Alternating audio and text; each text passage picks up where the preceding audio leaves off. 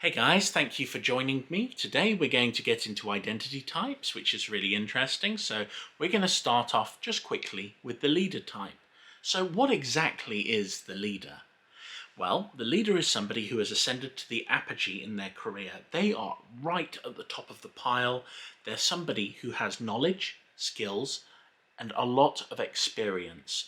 So they've been around a lot. They have achieved everything that the crowd that comes to follow them wants to achieve. And when you've got somebody who has ascended to this kind of level, their job is now to nurture their new audience and grow them from the ground up. And a lot of the time, the leader is going to use stories in order to do this. So they will tell stories about how they were able to overcome certain obstacles in the route.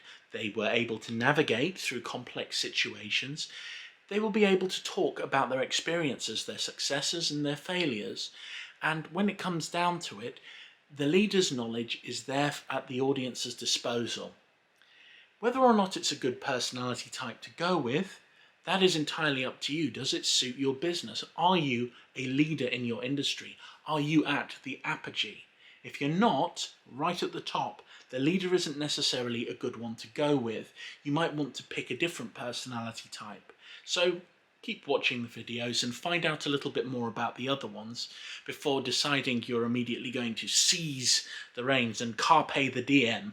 In terms of me and my personal approach to things, I am definitely not a leader, although I do employ my previous skills and experience and use them to train individuals. That is one of the things that I do. So when it comes down to it, choosing a personality type is important.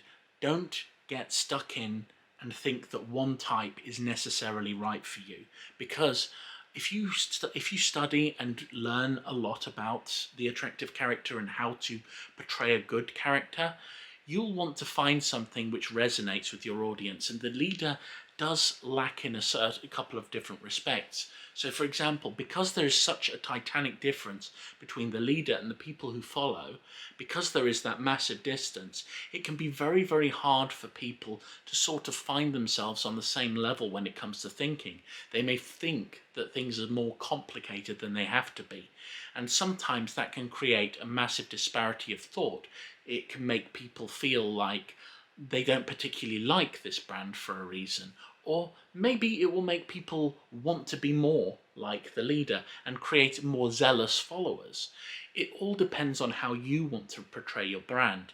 So watch a couple more videos, decide on what kind of personality type is right for you, and we'll move on to the next one. All right?